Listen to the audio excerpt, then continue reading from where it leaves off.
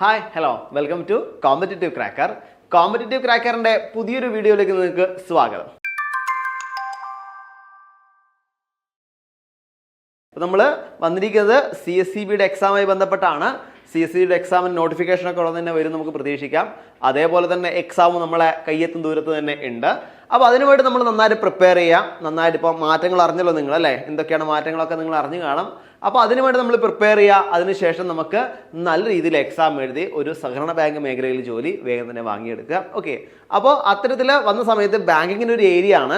ബാങ്കിങ്ങിന് വളരെ പ്രധാനപ്പെട്ട ഏരിയ ആണ് മോഡേൺ ബാങ്കിങ്, അല്ലേ? ട്രഡീഷണൽ ബാങ്കിങ്ങും മോഡേൺ ബാങ്കിങ്ങും ഉണ്ട്.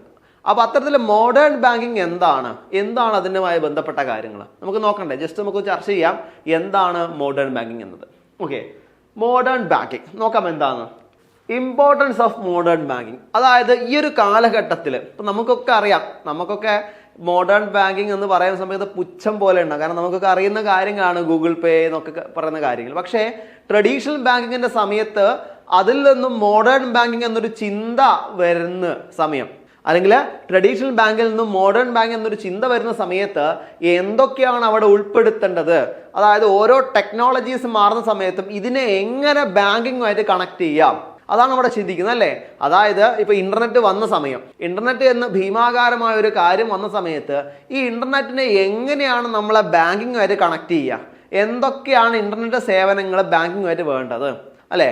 അപ്പൊ ഇങ്ങനെ ചിന്തിച്ച സമയത്തായിരിക്കും അവർ വിചാരിച്ചു ഡെപ്പോസിറ്റ് ചെയ്യാൻ മോഡേൺ ബാങ്കിങ് ഇല്ലാത്ത സമയത്തോ അതല്ലെങ്കിൽ ഇത്തരത്തില് ഇന്റർനെറ്റ് സേവനം ഇല്ലാത്ത സമയത്തൊക്കെ ട്രഡീഷണൽ ബാങ്കിങ് മെത്തേഡാണ്. അപ്പൊ അത്തരത്തിൽ ട്രഡീഷണൽ ബാങ്കിങ് മെത്തേഡ് ആകുമ്പോൾ നമ്മൾ തന്നെ ബാങ്കിൽ പോയിട്ട് സ്ലിപ്പൊക്കെ എഴുതി പൈസ ഒക്കെ ഇട്ട സമയത്ത് അതിൽ നിന്ന് മാറ്റം, അതായത് ഇപ്പോൾ സ്ലിപ്പൊക്കെ ചിലപ്പോൾ ചില സമയത്ത് ഒരുപാട് ആൾക്കാരുണ്ടെങ്കിൽ വലിയൊരു ക്യൂ നിൽക്കേണ്ടി വരിക, അങ്ങനെയൊക്കെ ഒരുപാട് പ്രശ്നങ്ങളുണ്ടാവും. അപ്പൊ അതിൽ നിന്ന് മാറ്റം വരണം എന്ന് ചിന്തിച്ചപ്പോൾ അവിടെ ഇന്റർനെറ്റ് മുഖാന്തരം എന്താണ് മാറ്റം വരുത്താൻ സാധിക്കുക, അല്ലെങ്കിൽ ഈ പൈസ നമുക്ക് വിഡ്രോ ചെയ്യണം, ഈ വിഡ്രോ ചെയ്യാനും ഇന്റർനെറ്റ് എങ്ങനെ സഹായിക്കും, ഇങ്ങനെ ഓരോരോ ചിന്തകളായിരിക്കാം കൂടുതലും മോഡേൺ ബാങ്കിങ് എന്നൊരു കോൺസെപ്റ്റിലേക്ക് നമ്മളെ നയിച്ചിട്ടുണ്ടാവുക, അല്ലെ? നോക്കാം നമുക്ക് മോഡേൺ ബാങ്കിങ്.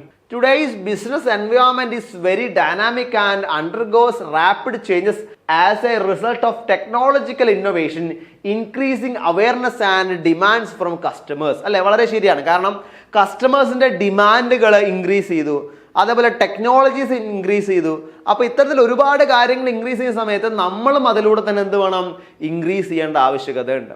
സോ അടുത്തത് business organisation especially the banking industry of the 21st century operates in a complex and competitive environment characterized by these changing conditions and highly unpredictable economic climate, അല്ലെ? അതായത് നമ്മൾ 21ാം നൂറ്റാണ്ടിലേക്ക് കടന്നു വരുന്നതായ സമയത്ത് നമുക്ക് ഒരുപാട് കോമ്പറ്റീഷൻസ് ഉണ്ടായി, അല്ലെ? ബാങ്കിങ് സെക്ടറിൽ തന്നെ ഒരുപാട് കോമ്പറ്റീഷൻസ് ഉണ്ടായി. ഇത്തരത്തിൽ കോമ്പറ്റീഷൻ ഉണ്ടാകുന്ന സമയത്ത് ആ കോമ്പറ്റീറ്ററേക്കാൾ എനിക്ക് എന്ത് മുന്നോട്ട്, അല്ലെങ്കിൽ അവരിൽ നിന്നും എനിക്ക് എന്താണ് മികച്ചതാക്കാൻ സാധിക്കുക എന്നൊരു കാര്യം വന്നപ്പോഴാണ് ഇത്തരത്തില് അവിടെ ഇന്റർനെറ്റ് ബാങ്കിങ്ങും അല്ലെങ്കിൽ ടെക്നോളജിയും കൂടെ വന്നപ്പോൾ ബാങ്കിങ് സെക്ടർ ഒന്നാകെ എന്തായി മാറ്റങ്ങൾ വരാൻ തീരുമാനിച്ചു. ദെൻ നോക്കൂ, അതിന്റെ പ്രധാനപ്പെട്ട ഒരു ഏരിയ ആണ് information and communication technology, ICT നമ്മൾ പറയും. Information and communication technology is at the centre of the global change curve, അല്ലെ?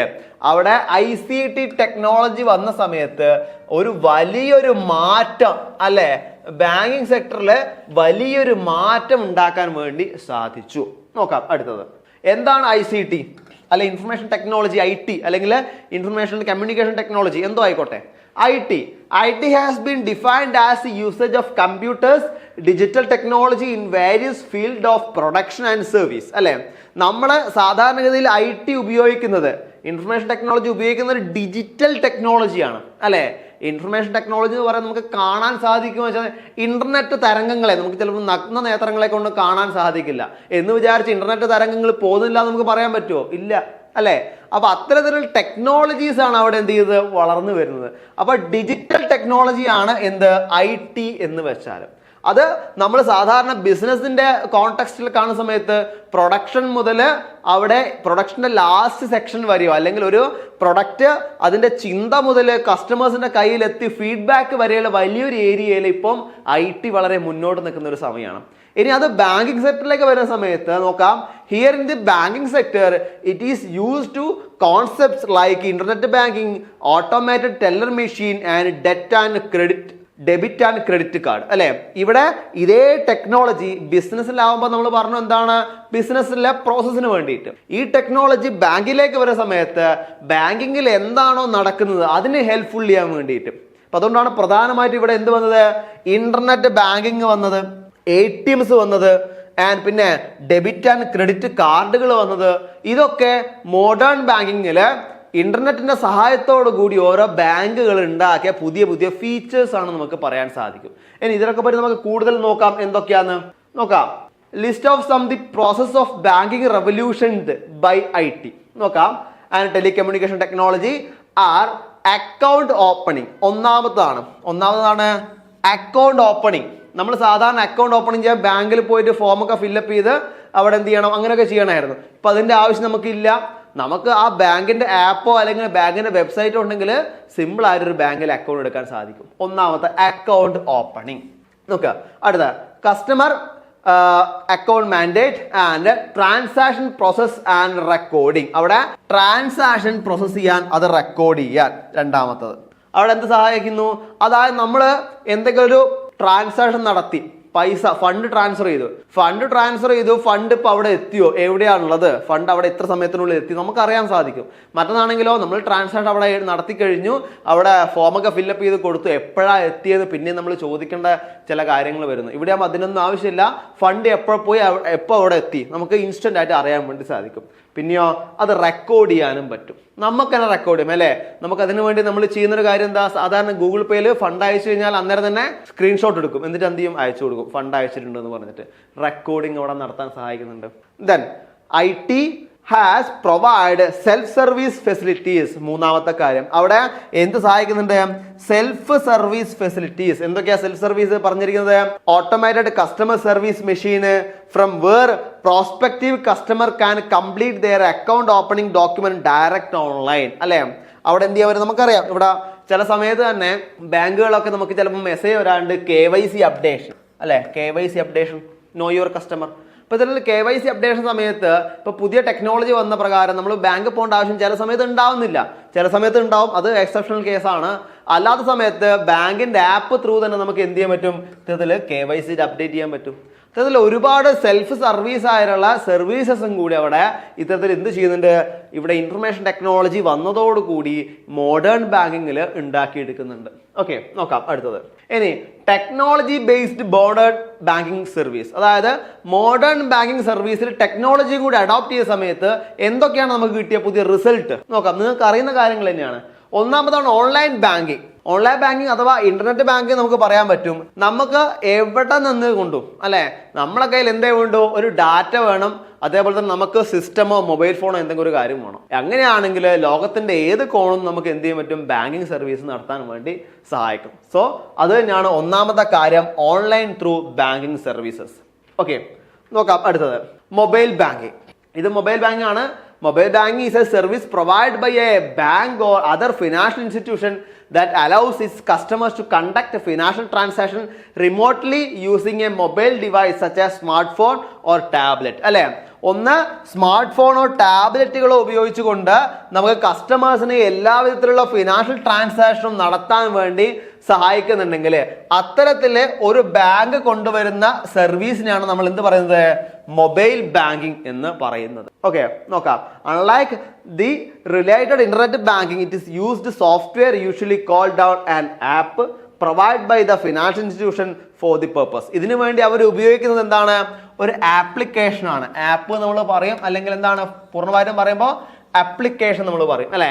നമ്മൾ ബാങ്കിന്റെ ആപ്ലിക്കേഷൻ, SBI ആണെങ്കിൽ യോനോ, ഫെഡറൽ ബാങ്ക് ആണ് ഫെഡ് ബുക്ക്, അങ്ങനെ ഡിഫറെന്റ് ടൈപ്പ് ഓഫ് ആപ്ലിക്കേഷൻ നമ്മുടെ കയ്യിലുണ്ട് അല്ലേ. ഇത്തരത്തിലുള്ള ആപ്ലിക്കേഷൻ നമ്മൾ മൊബൈൽ ഫോണിൽ ഇൻസ്റ്റാൾ ചെയ്ത് കഴിഞ്ഞാൽ ആ ഒരു ആപ്ലിക്കേഷനിലൂടെ നമുക്ക് എല്ലാവിധത്തിലുള്ള ബാങ്കിങ് സർവീസ് നടത്താൻ വേണ്ടി സഹായിക്കും. ഓക്കെ, അടുത്തത് ATM കാർഡ്.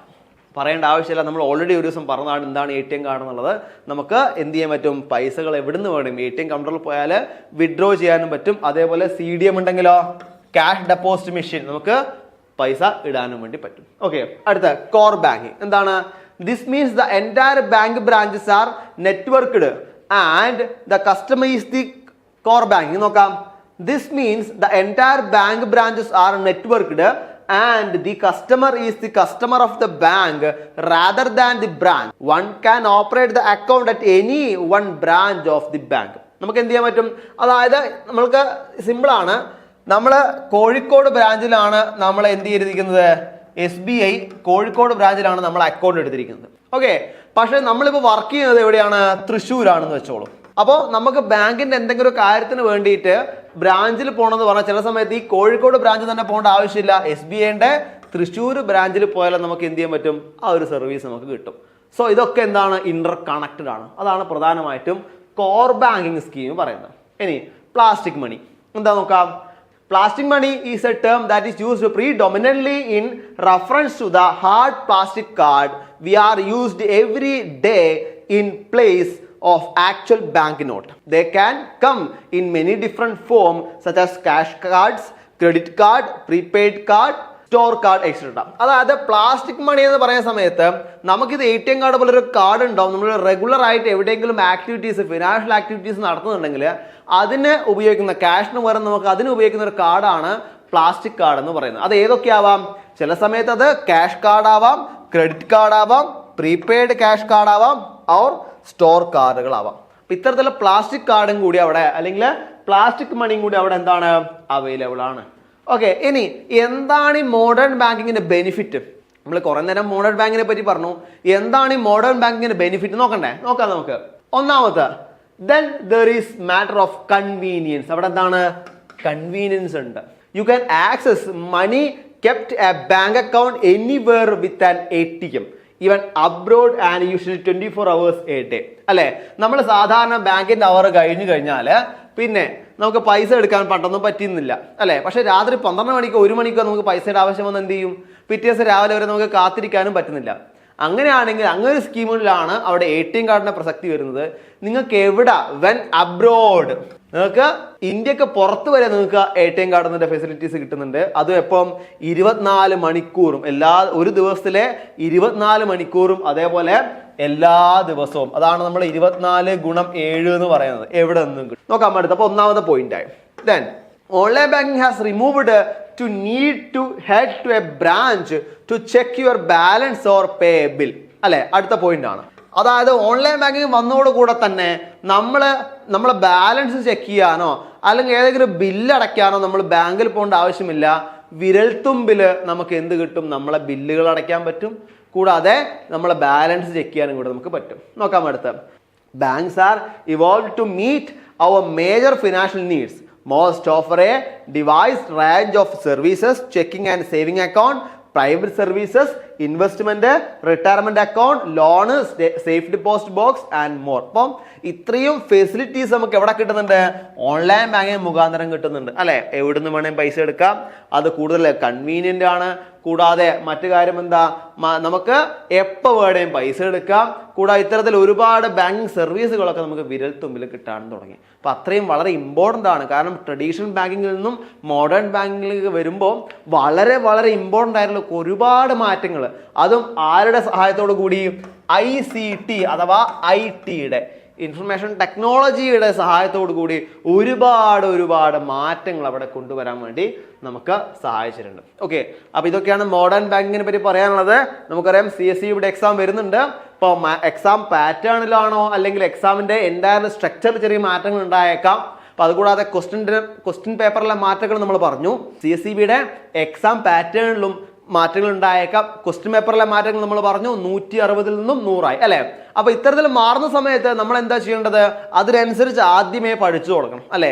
ആദ്യമേ പഠിച്ച് ഓരോ ഏരിയയും കവർ ചെയ്ത് ഒരു ടൈം ടേബിൾ ബേസ്ഡ് ആയിട്ട് നമുക്ക് പഠിക്കുകയാണെങ്കിൽ ഈസി ആയിട്ട് നമുക്ക് ക്രാക്ക് ചെയ്യാൻ പറ്റും. അതിനുവേണ്ടി നിങ്ങളെ സഹായിക്കാൻ കോമ്പറ്റേറ്റീവ് ക്രാക്കറിൽ ഞങ്ങൾ ഒരു പുതിയ ബാച്ച് സ്റ്റാർട്ട് ചെയ്തു.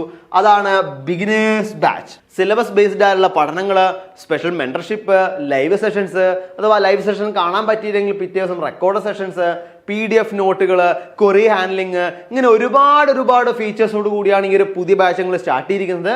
അപ്പോൾ ഈ ബാച്ചുമായി ബന്ധപ്പെട്ട കാര്യങ്ങൾ അറിയാനും അതേപോലെ ബാച്ചിൽ ജോയിൻ ചെയ്യാനും നിങ്ങൾക്ക് ഈ ഒരു കോൺടാക്ട് നമ്പറിൽ കോൺടാക്ട് ചെയ്യാം. ഓക്കെ, അപ്പോൾ അടുത്തത് ഇനി നെക്സ്റ്റ് ഒരു പോർഷനുമായിട്ട് മോഡേൺ ബാങ്കിങ് അല്ല, ഇനി ബാങ്കിങ്ങിൻ്റെയും മറ്റൊരു ഏരിയയുമായിട്ട് നമുക്ക് കാണാം. അതുവരെ ഇപ്പോൾ ബൈ.